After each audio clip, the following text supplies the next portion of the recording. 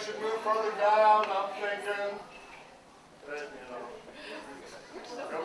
nobody listens to me, so I'm just quit. Okay, so we are now going to talk about covering local issues and politics. And if you remember, the very first thing this morning, one of the things I mentioned is that we are in the Tell Auditorium, which is part of the McConnell Center. And Scott Jennings is actually a McConnell graduate in the year 2000. From 1996 to 2000, when he was an undergraduate, he was also a reporter at WDRB Radio. I remember listening to you on my way to work. Yeah. And since that time, he went and worked at the White House. And lots of McConnell scholars got into the White House to visit with President Bush.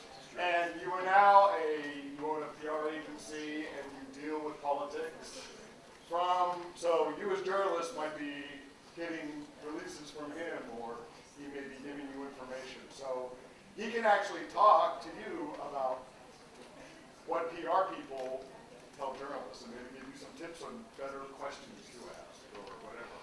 Chris Otts, formerly of the Courier-Journal, we've said that 4 times today, but it's true. Chris was at the Courier-Journal covering business, went and worked, it was at Kentucky and Works for it was less than a year. And then the siren song of journalism came back, and he's been at WDRB for about a year now. Yep. And he is part of 4 people that were hired in the same day. One or 4 of you hired. So he is a journalist for WDRB.com. He actually has an example of the melding of print and multimedia. And do we want to play this right off the bat? I'll hit play.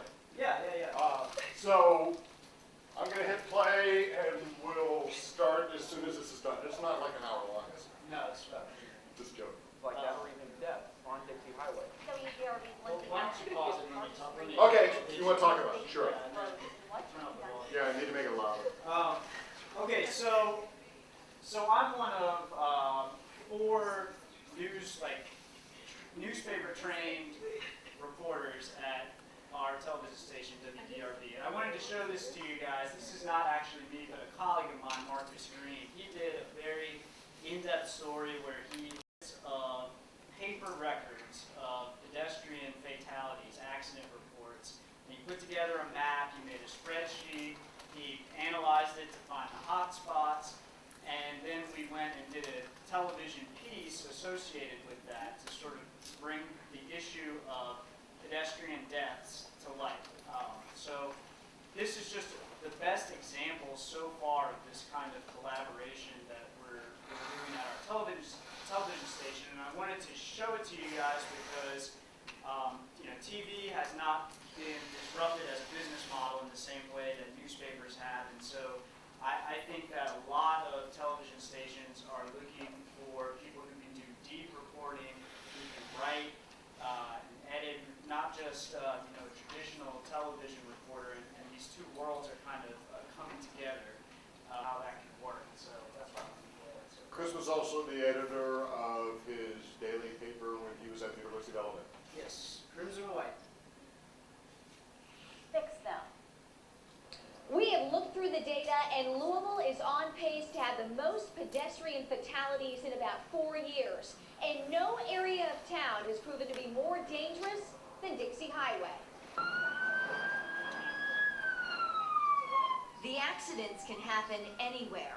Last month, 24-year-old Ryan Toole was walking to work when she was hit by a cement truck at the base of the 2nd Street Bridge. In April, Michael Gibson was hit by a pickup and killed while crossing Dixie Highway. The driver told police it was dark and he simply didn't see him. Since 2010, 73 pedestrians have died after being hit by a vehicle, and the numbers are going in the wrong direction. In 2012, LMPD responded to 10 fatal pedestrian accidents. Last year, 16. And in just the first 6 months of this year, we've already seen 10 deaths. It's a problem Louisville Mayor Greg Fisher is very aware of. Pedestrian safety is not adequate in Louisville right now. That's a really baffling situation. The problem is bad enough, it's getting the attention of the National Highway Traffic Safety Administration. Metro government is getting a $307,000 grant from the agency to better educate Louisvillians. Young. In JCPS, we're going to try and hit all the school even though some of the educational message can seem like common sense. Don't walk across the middle of the road in dark clothes at nighttime. And you see people doing that. Be sensitive that motorists, they may not be able to see you. So take it upon yourself to be lit up. Wear bright clothes, reflectivity, it goes a long ways. Web reporter Marcus Green has been analyzing police data for weeks. We've looked at about 4.5 years worth of data to try to determine where these crashes are occurring and why they're happening.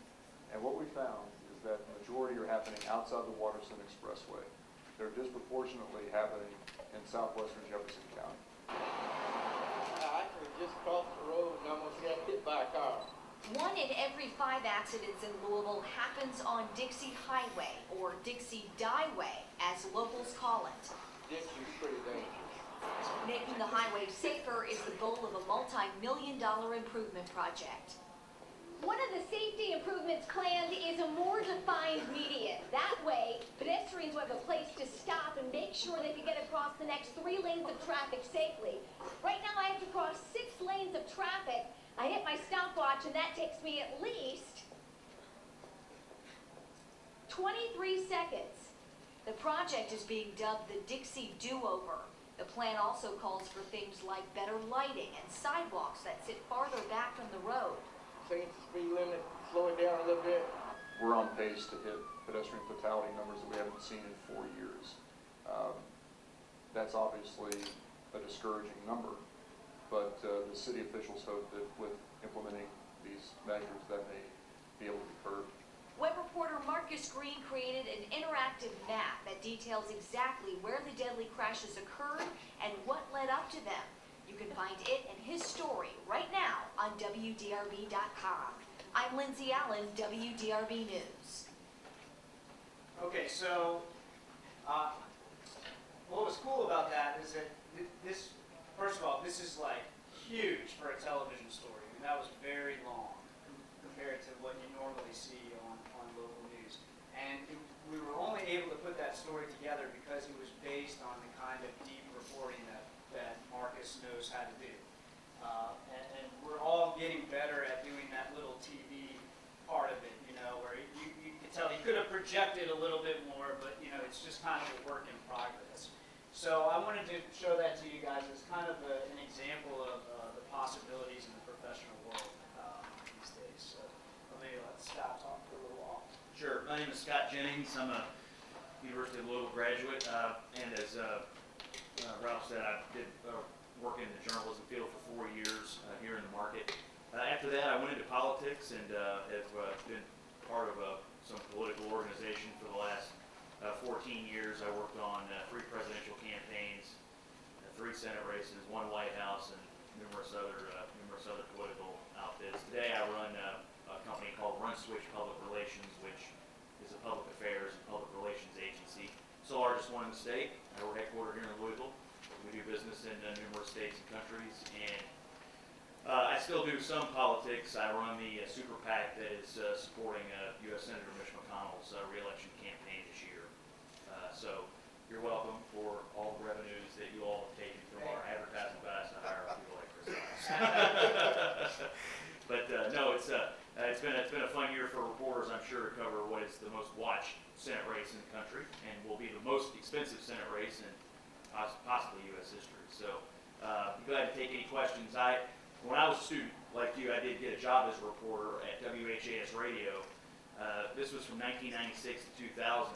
Back in those days, although it wasn't that long ago, it seems like an eternity because of the way that side of the business has changed. Radio stations like WHAS used to keep very robust news organizations. They would keep 10, 15 reporters in a newsroom, people like me.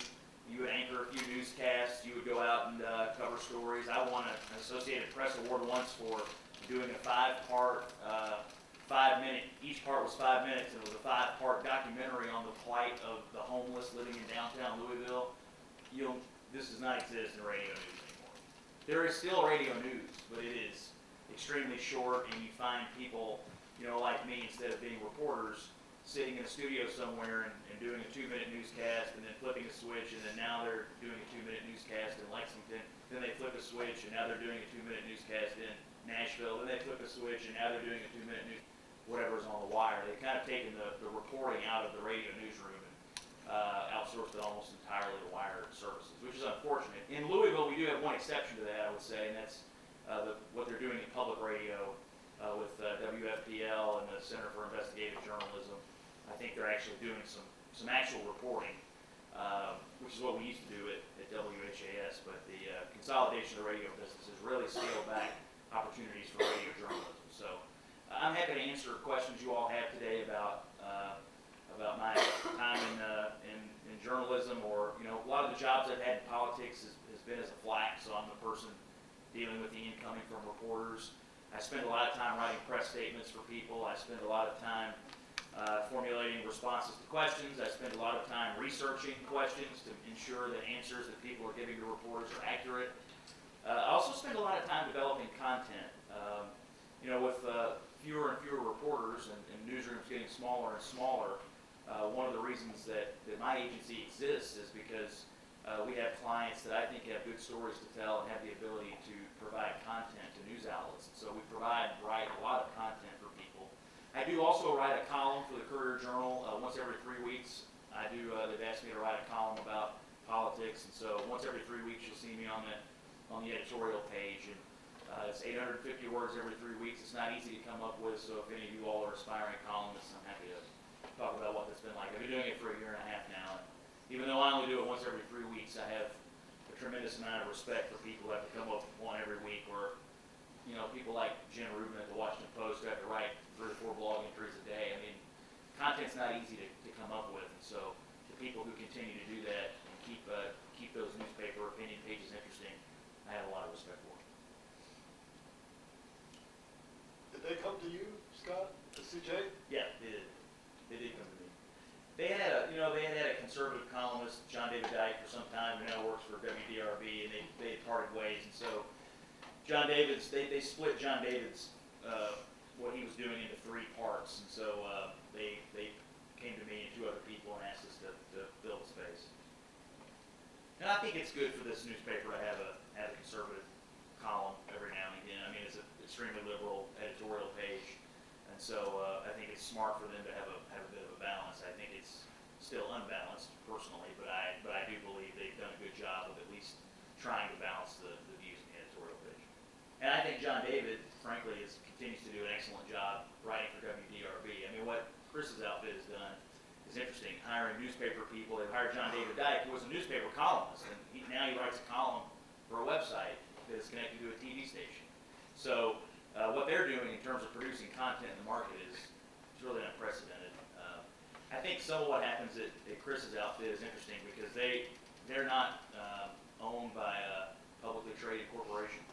So they don't have quarterly earnings reports. They don't have shareholders to satisfy, every day. So I think what you see in some media outfits today that are owned by that are publicly traded corporations is different than what you're seeing at the ones that are privately held. And I think the privately held ones, like WDRB, have some more flexibility in the kind of content they're able to provide. That's my outsider's view of it anyway. Yes?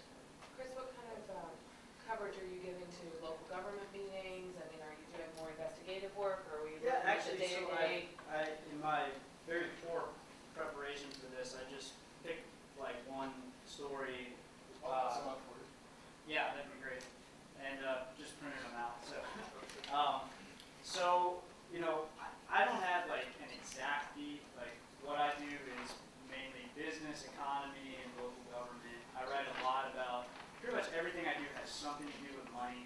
That's kind of like the unifying thing. So, whether it's taxes or whatever. So, we can pretty much delve into what we think is, is important. And every Sunday between the 4 of us news reporters, we have a very in-depth story that we post. And we try to do a TV piece off of it too. And we can write it as long as we want. And so the one I'm passing out now is just gigantic and probably would have been cut by half if it had been in the newspaper just for space reasons. So, Metro government is an entity that I pay a lot of attention to, although I'm not like a city hall reporter where I feel like every incremental development is something that I have to write about. Even the school system is something that I can pay attention to now, even though we have Tony. She's sort of, if I have an idea, and I did for a Sunday piece a couple of weeks ago, she'll say, yeah, go ahead and do it. Here's how I can help. And so it's very collaborative, which is really neat. So this story I passed out was, I just printed it out as an example of what you can do with public records. I think that's, for anyone who wants to cover any type of local government or politics, records are just so paramount. And this was based on a database that Metro government has on its website, showing salary figures and overtime pay. And it really was not that hard to sort of pull all that down and distill from it a pretty interesting story. I guess one of the things I would impart is that if you're into covering any type of local government, records are the most important thing. And while interviews and context are also very important, I've never seen a really good investigative or local government piece that didn't have some sort of records as a basis for it. And to use the public records law in your favor. We can take some questions about that too. I also was pretty involved in student media in my college paper as the editor of that of the Crimson White almost 10 years ago now. So I might be a little dated on that, but I know a lot of you guys are into at that stage, and so happy to talk about that as well. Well, as far as like a FOIA request, we talked a little bit about that this morning, Freedom of Information Act. How you do a lot of them. Yes. So how do you best craft that? To be as narrow as possible, actually. So when you're seeking records from whatever government entity might have them, it's really best to do some reporting and figure out what kind of record they have. Like, well, let me think of an example. So you want to know how much the city council gets paid, right? So instead of just sending them a request that says, how much does the city council get paid, figure out what kind of record they have. Do they have a monthly, do they have a spreadsheet that has all of the pay for all city employees? Do they have a monthly report that details pay? So that you can give that person whose poor, unfortunate job it is to deal with a lot of open records requests, something very specific to go get and give you. And I found that narrowly tailoring your request to something that already exists instead of some research that the government might have to do will get you a much quicker response, because the person who's usually clerical, who is in charge of fulfilling that open records request, can just go and grab it. They know what you're asking for, they go and grab it and give it to you, and you'll get it turned around a lot faster. Let me ask you something more specific. So we know that we're in the McConnell Center, and one of Senator McConnell's, his own charity is the McConnell Center, which his money that he raises from the McConnell Center goes into the U of L Foundation, which is a privately funded foundation that gives money into the university. How do you get information out of that? Okay, so two things here. One, the University of Louisville Foundation thought it was a private foundation and not a public entity, and the Courier-Journal actually spent, I think, a few $1 million fighting that in court, and finally did get the courts in Kentucky to tell the U of L Foundation that no, you are a public body because you are so intimately connected to the university. Yes, you do have to let reporters into your meetings. Yes, you do have to respond to open records requests, etc. So you do have the ability to make those requests of the foundation, which was a really great thing that the newspaper was able to do, and something that is expensive and time-consuming. So, secondly, if you're dealing with a foundation, and assuming that they are not a public entity, which most of them are not,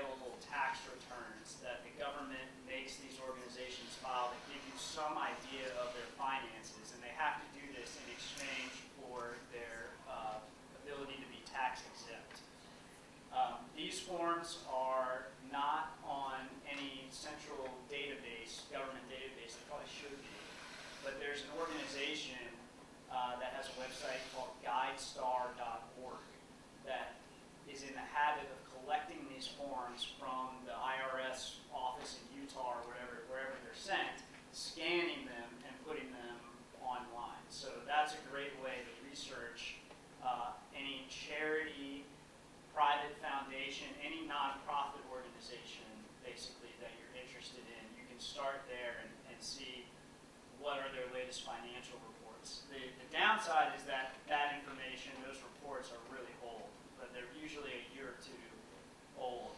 So you don't have because the way the tax laws are, they can wait a year after the period that they're reporting for to actually give it to the government, and then you have to wait some for GuideStar to get it.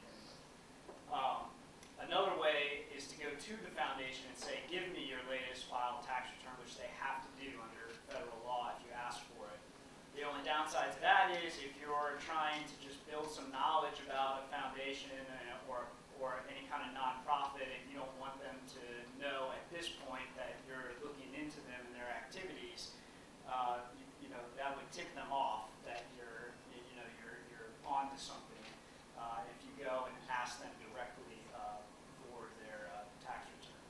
Can I turn this to your side of the equation? So, since you're running a PAC, doesn't there have to be at some point a list of donors to that PAC revealed quarterly, or how does that work?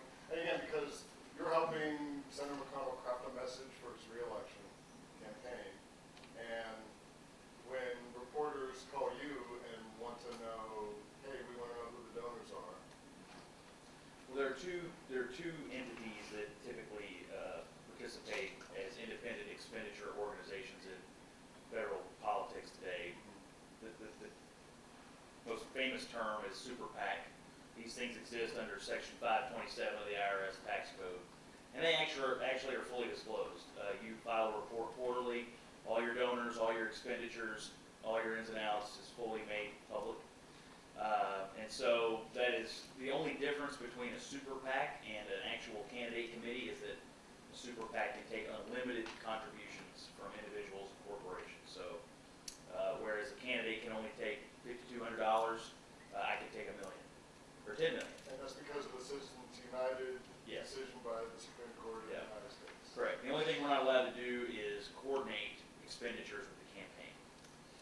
The other kind of entity, which is more becoming more prevalent in public policy sectors today, is 501c4 organizations. These exist in the tax code as social welfare or social education type organizations, and they do not have to disclose donors the same way super PACs do. And so you'll hear people refer to this as dark money that gets spent in campaigns. And so that's the difference between C4s and super PACs. One is fully disclosed and the other one at present is not. Well, and we're in the middle of an image-shaping campaign. I hear from reporters that Senator McConnell is difficult to get time with.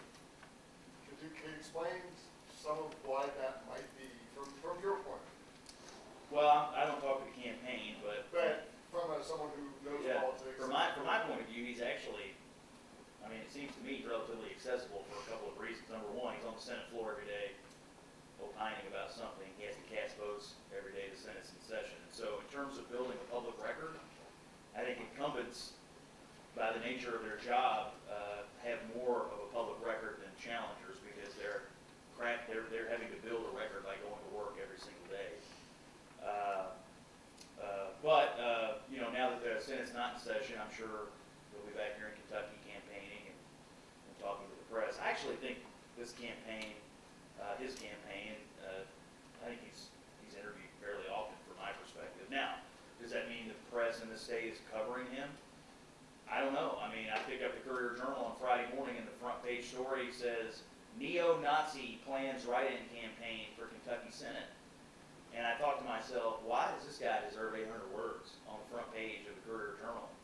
They were voting on ISIS. They were voting, Thursday. There was all kinds of stuff happening in the Senate race. He spoke at UK 3 days ago. But same newspaper, 2 weeks before that, they've got a front page story about this character this guy who's like an actor who's running around claiming to be buying the Senate seat. Again, it's not a real campaign. He's not appearing on the ballot. So they devote all this space and words to people who aren't actually on the ballot when they don't devote as many space and words to Mitch McConnell or Allison Grant, whoever, whoever's speaking that day that actually is on the ballot. What do you think about the obsession of the horse race reporting? Rather than substance pieces about specific issues, it's always this poll, that poll, the other poll. Yeah, a lot of polling reporting. People are obsessed with polls. Nobody knows how to read Do you polls. think the public cares? I mean, do you think the readers? I don't know. Raise your hands if you guys care about the polls in the paper for the upcoming election. Some people care. 2.5. Yeah, yeah. It's easy. I've always thought polls get covered because they're easy. Because they're easy. America loves scoreboards. Right. And Who's winning? Yeah, who's winning? We love scoreboards in this country. I always say that the sign at the gas station is America's scoreboard. You can always ask, how do people feel about the economy? They'll walk outside and look at the price of the gas station sign and tell you whether the economy is winning or losing. We love scoreboards in this country. And so I think polls are the scoreboard of the moment. I think the state of the polling industry is not in crisis, but it's in flux because samples are harder and harder to get. People will stop answering the phone. Many people. I'm sure, does anyone in here have a landline? Couple. Like a landline, like a copper landline. On the wall phone, plugs into the wall. You do. Anybody just have a cell phone? So you are less likely to be polled. And in some cases, you're not polled at all because your phone number is harder to get than if you have a landline. So whatever your political persuasions are, you might never be represented in a poll. So pollsters are trying to include more cell phone respondents. But the main problem is, as I see it, people have just stopped answering the phone. You try to take a sample in a Senate race like Kentucky, and you're looking to get 600 respondents. It might take 6,000 to 7,000 phone calls to get 600 people to answer the phone. And then on top of that, you have to make sure your sample is representative of the demographics of the state. And so, 20, 30 years ago, everybody would take a survey. Now, very few people will answer the telephone. So, I think we have more polls than we've ever had, but I'm not sure they're as accurate as they once were. Right. I bet you these guys would love to write a story about the election where they could talk to each candidate. Is that at all possible? I don't know. In 2014. That's what kind of election. Well, no, I'm talking about the senatorial election. Sure. Do you think any of these college journalists could get time with? Honestly, I don't know. I would think it's possible. I don't know if it's probable, but I would think it's possible. Yes. Okay. We work for the Northerner at NKU, and we are actually putting together a multimedia package on the Senate race. And we were hoping to contact Mitch McConnell and Allison Grimes, and I didn't know if you had any suggestions about how to get a hold of the correct people, because we're running into a lot of roadblocks. These campaigns typically have one person who is dedicated to answering requests like yours. Mm-hmm. So I think the Grimes person who I see on Twitter is a person named Charlie Norton, and the McConnell person is named Allison Moore. Mm-hmm. If I were you, I would direct my inquiries to those two people. They're as I understand it, the dedicated press secretaries. And them, I would be shy about, email them, tweet at them, send them a face like, be persistent on it. One thing about this race, which is connected to your question, this is the most covered political campaign in the world right now that Scotland's over with. This is the most covered, literally, I got a press inquiry this morning from some news outlet in Japan. This is the most covered, so these people are being bombarded with requests.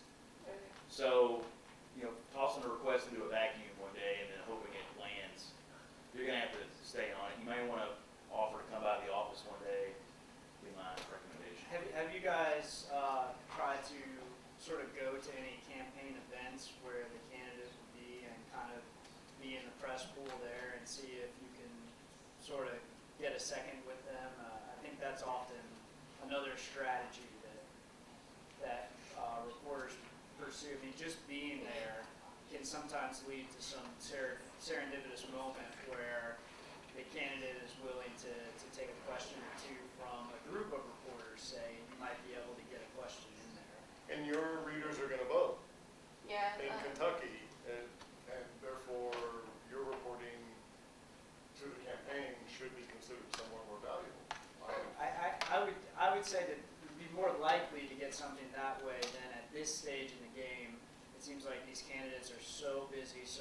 scripted. There's so many media requests. The odds of them, making a specific time for any particular, media that's not the New York Times or something, I would think would be One low. thing What do you think? One thing I see them both doing on a semi-routine basis is gaggling. So like they'll go to an event, give a speech, and then they'll walk off the stage and they'll have a 10-minute gaggle. So what I might, That's what at I'm this talking point, recommend, go to the event, you're gonna cover a speech, whatever. But when they walk off, frequently they'll do a little gaggle with the assembled media and do Q&A for 10 or 15 minutes. It's a really good opportunity to get a question in. Scott, did you say earlier that that the PAC provides content for journalist organizations or media organizations? Well, we provide content, in the form of press releases and helping take all the information that a client might have and distill it into a decipherable, writing, a video, some kind of content that can be distributed externally. It's distributed to the press.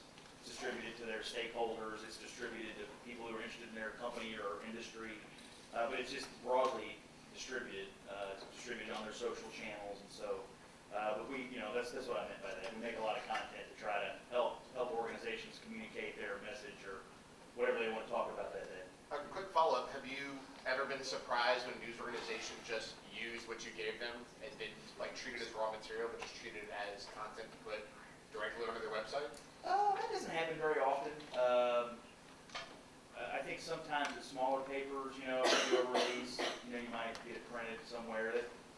Chris probably knows that. I mean, some of the weeklies you get that occasionally, but in my experience, it doesn't happen that often. What I'm trying to do when I'm producing content is I'm trying to spur a conversation, or I'm trying to spur interest of a reporter or a news outlet. So if we get out an interesting looking release or an interesting looking video, I'm wanting a reporter to respond and say, hey, I saw this, it was interesting to me, can we do a story on it? And then, bang, now we've got the conversation that we want. But the way to spark those conversations is to try to produce a storyline and a piece of content that looks maybe a little bit different or more interesting than your standard issue, press release. Go ahead, Tyler. Okay, earlier you were talking about columns. What do you consider key aspects of a successful column or columnist? That's a really good question. When they came to me to do this, I've written a lot of newspaper pieces in my life for other people. Occasionally I've written one for myself, but I'm not a columnist. I was not a columnist. I've never been trained as a columnist. No one ever pulled me aside and said, here's how you be a columnist. So every 3 weeks I try to think of something that's timely. This past Wednesday in the Courier, so it's 850 words every 3 weeks. So this past Wednesday, my piece was about how video drives consequences and drives outcomes in our society. And so I was sort of running through this progression of stories that exist in the press. Ray Rice, football player. Before the video, 2-game suspension. After the video, banned for life. The CEO of a company called Centerplate, which is a provider of food services for stadiums, gets a secret elevator camera of him kicking a dog on an elevator. Fired. Do you think he would have been fired if somebody had merely seen him do that and reported it? Doubtful. Video drove the consequence. On the other hand, Ferguson. There's no video of the shooting. And so, if there were, it would certainly have changed the conversation and the nature of where we sit today with the national debate on that. And then finally, the people that ISIS is beheading. There are videos, but Twitter and Facebook won't show them to you. They've decided to ban the content. And so my question in my column was opining about whether it's appropriate for private corporations to ban content that you may or may not want to see, especially when there are consequences to the content. What are the consequences? The American president is dropping hundreds of millions of dollars worth of bombs on these people, and yet the content that spurred the bombs, some of at least in part, is banned for most people to see. So anyway, my column was just about how in our society, video drives content. There are video cameras everywhere. It drives consequences, and there's just a lot of interesting stories. So I kind of sort of strung these things together into a column, and so I don't know if it's successful or not. I mean, I can see on the page how many people are tweeting it, how many people are sharing it. I also, occasionally I'll write a column, and if I see that national reporters like somebody from the New York Times or the Washington Post has retweeted it, I consider that to be a successful moment because I created some content that this guy thought was interesting enough to tweet out to his followers. So, to answer your question, I don't know what the answer is. The Courier keeps asking me to do this every 3 weeks, so I assume they think it's successful. But no one's ever told me, hey, every time you write a column, we get 10% more page hits than we normally do. I don't know the answer to those questions. But I try to always think of something that's timely. I think there are some people who get asked to write columns that write things that are interesting only to them.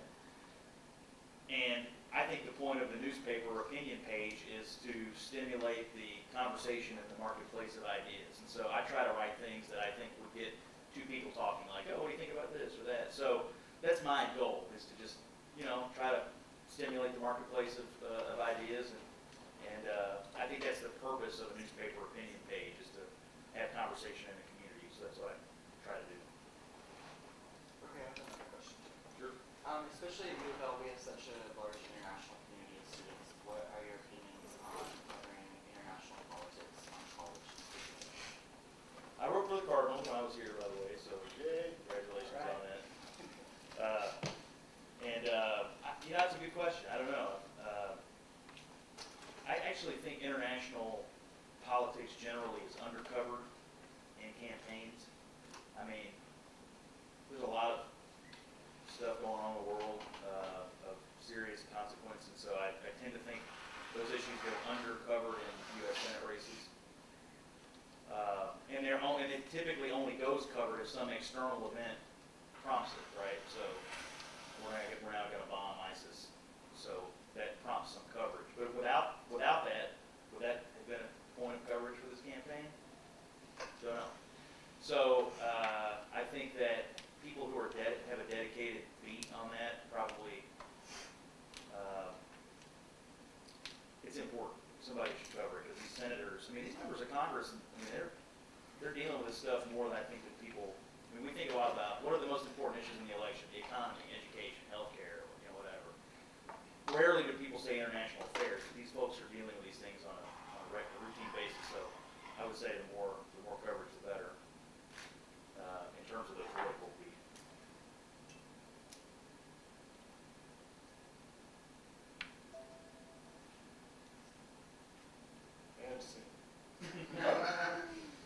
You guys don't have anything else you want to ask these guys? So is everybody in here like a working journalist at your college paper today? Anybody do radio? Got a couple radio? Anybody do TV? I think they do video. But a lot of video content for your paper site, yeah. What's interesting about what Chris's outfit is doing is they're trying to supplant. This town has a local news brand in the Courier Journal. It's been around for a long time, and they're trying to supplant the CJ as the destination for where you can find out what's going on in Louisville. And it won't be instant, but it'll be interesting to see if they can pull it off. They have something the Courier doesn't have, television station, which is a powerful thing. And so it's interesting to watch what they're doing. I don't know if it's happening in any other markets, but Louisville is a cutting edge experiment in whether or not a TV station can supplant an old Is newspaper it brand. the Block family? Who are the rich people that own WDRB? Yeah, they're the blocks. Yeah, because like the Binghams were the rich people who own WHAS Radio, Courier. So. I think we have a question in back there. No, it's just the blacks on the Toledo Blade. And the great thing about family owned is you can do weird stuff. They let you do, you can start strange organizations, and they sent me to Africa and Panama and, you name it. I went all over the place, so. WDRB makes a lot of money for the blocks, so, if that changed, the flexibility might change as well, but it's really a great thing right now. Well, oftentimes they talk about a company's tolerance to how much money they're willing to spend to make the amount of money they spend, and usually family-owned corporations have a lower threshold. Now, if we were owned by Raycom or Velo or Danette or whatever, there would be some bean counter who would look at us and say, God, we've got 6 reporters and all they do is write these stories online, and how how many ads are we selling against that specifically online? If we just cut them all out, our EBITDA goes up by, 12% or something. And then we probably wouldn't have been hired in the first place, profit. So that's what's nice about it.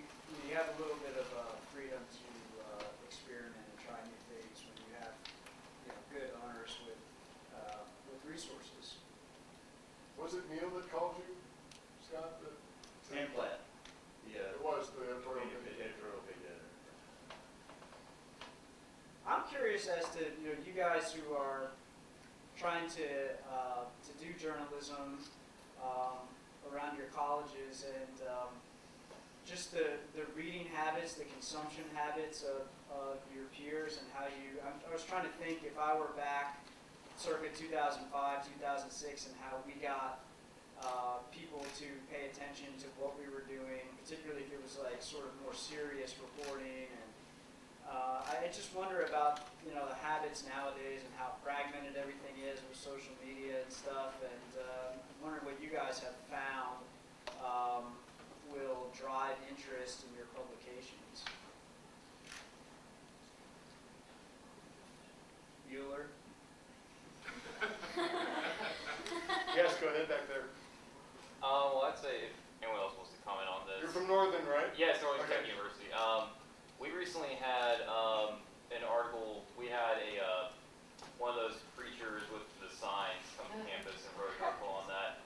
And we shared it on Facebook, and immediately comments started.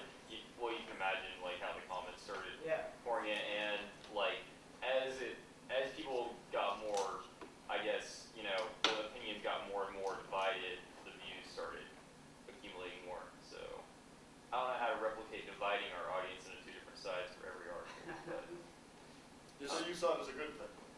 I mean, I think it was just like a I think it's good that it started the conversation. Of course, I really appreciate that we got all the online page views.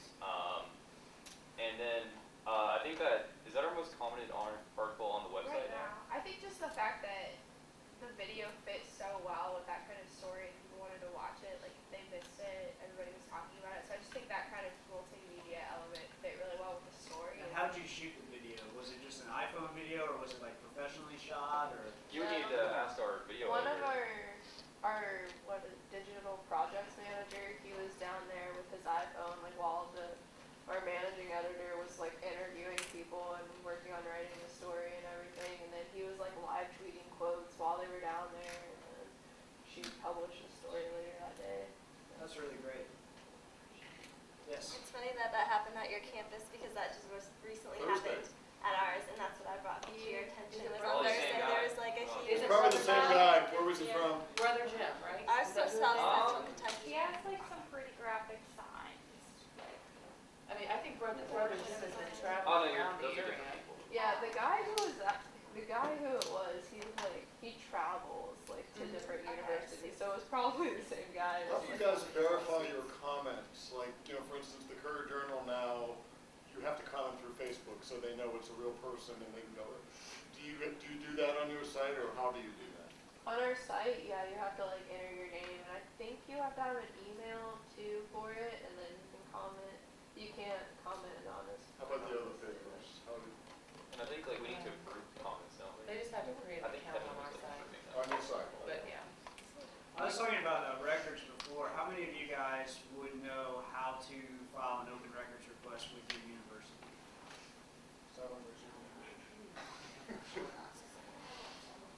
So that would be something that I suggest you look into and start using to your advantage, because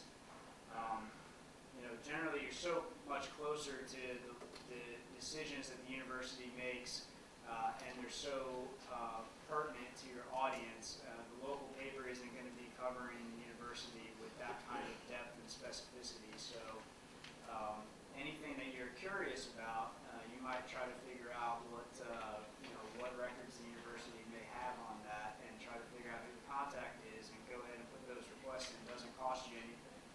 Chris? And one of the things, we're from the University of Southern Indiana, I'm the advisor, and one of the things that my students over the years, because I have a passion for public affairs reporting, is that I insisted that you have to be a student government association. You you have to be at Board of Trustees, and you have to be at Faculty Senate meetings. Yes. And over the years, now that I've been preaching this and it's been happening, there is, it seems like it's expected that they're going to be there. And it seems, our local paper seems to usually follow. They'll go to Board of Trustees meetings, but those are only every 2 months. Yes. Faculty Senate happens every 2 weeks, and their local paper's not interested in that. Faculty senators say the craziest They things in do. faculty I was senate going to meetings. make that same. And behave like idiots sometimes. And I don't mean to say we're there to show off the fools, but I am saying you do want to be there if they are going to make an idiot. If you want to find the controversial issues at your university, go to the faculty senate. Yes. Because professors are, they are all like this. None of them are afraid to speak their mind. They're all like damn the man type people at heart. They are not going to hold their tongue, and they all have, usually it's the tenured ones who are on the faculty senate, so they will just tell it like it is, and you get so many story ideas. Well, we had my students do a lot of live tweeting, and I was not prepared for the backlash that came from them live tweeting meetings, because then they were not liking that they were seeing. And they're sitting during the faculty senate meetings with their eye thingies in front of them, reading our tweets while our student is sitting there uncomfortably. Yeah, they're getting not used to looks. that, right? And they're not used to it, and so we had to have some education about, what that meant. Yeah, and that it was okay, and that this is what's going to happen. You're going to say it in a public place. We're going to quote you. Well, and I remember, at Alabama, we had this exact same thing. They were sort of put off by it. At one point, the chairman of the faculty senate tried to say, well, I've got something that I just want to talk to you all about. So these guys can either agree not to, to say anything about this, or they can leave the room. It's their choice. I'm being really reasonable here. And it was the guy from the local paper and me, and we both stood up and said, nope, sorry, it's our right to be here. We are just going to, we're not going to give that up. And we won that fight. So, but I think they learned to recognize that, and it may lead to some, clamping up initially, but eventually they want to have the productivity of the meetings return, and so you'll see them just hashing out the issues as they always do, like you're not even there. If you just make a habit that they can expect every single faculty senate meeting there's going to be a report. So yeah, I think that's a really good point, is that meetings and records, and I think sometimes going to meetings